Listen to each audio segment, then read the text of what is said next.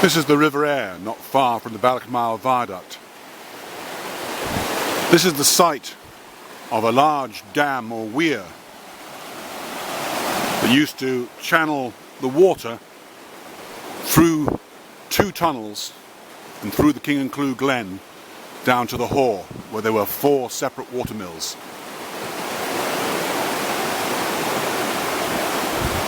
This is where the water would flow in. Very well constructed ashlar walls, very strong. There are the remains of the control gear, these metal spikes sticking out of the ground. Here's the actual entrance itself. This is the entrance to the canal that ran down to the tunnel. Here are more metal structures on the wall to do with the control gear for the sluice that must have been here.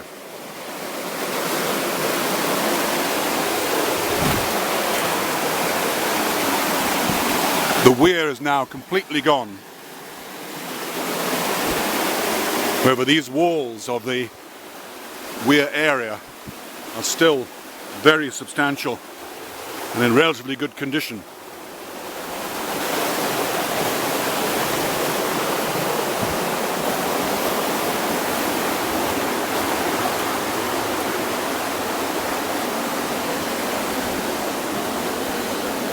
Here is a second sluice, may have been abandoned in favour of the one that's further up, and again signs of what must have been the control gear for it.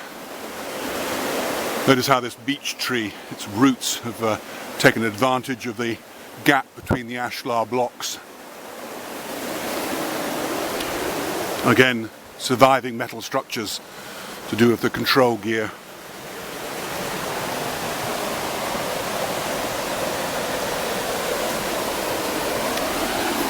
This is red sandstone here, quite soft, making it possible to create the tunnels that lay further on.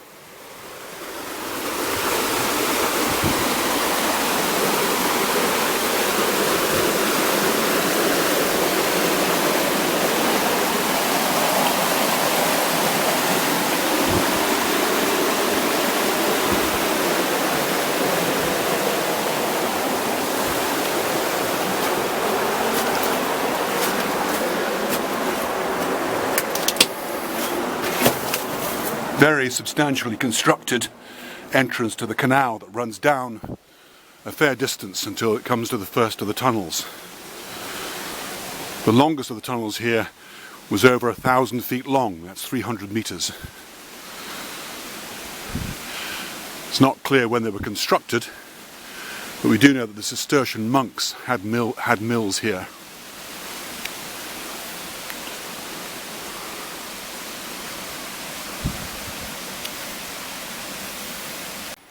This is at the end of the first canal, coming straight from the weir on the River Aire. Here's the entrance to the first of the tunnels. Again, very well built arch, ashlar blocks.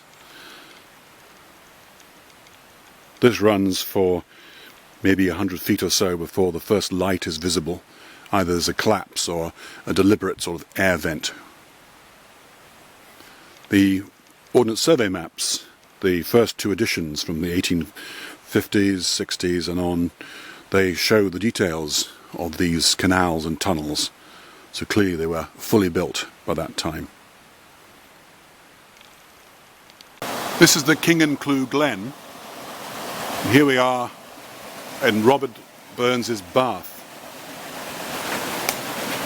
Here are some steps cut into the side to allow people to gain access or to leave. Blocked up here is the tunnel that comes through from the canal that enters beside the old weir, further up the River Aire. The water of the Kingencleugh burn contributes to this cistern. The tunnel at the other end of the bath is still open, and water is still exiting by that route. So in the time when the mills were still working and water was flowing through here, there would be a considerable volume of water coming from both angles, from down the glen itself and coming towards me from the upwater weir. So this would be a real jacuzzi. You can imagine how people walking past would be very keen to have a dip here. And of course Robert Burns lived close by for a while at Mosgiel. Plus we're not far from Balchmael, the scene of one of his poems.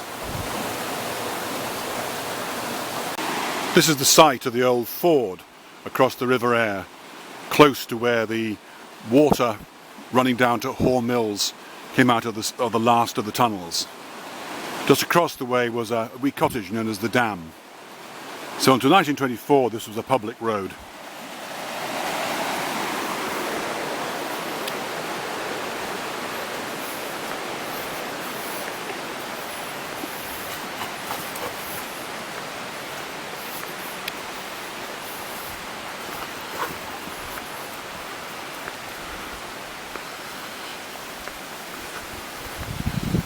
He's been very well surfaced in places. This is the actual tunnel carrying the water as a diversion, so this would be like a sluice, whilst if required the water would run on from the tunnel here. This is the tunnel that exits from Robert Burns's bath, and the water would run on down the Lade or Leat down to the Haugh Mills. But if the water wasn't required, a sluice here could divert the water straight into the River Aire. So it's a sort of culvert, and there's the stones of the roof of the culvert. Here's the old abandoned road, and this is the holm at Haugh. Holm being a flat land close to a river.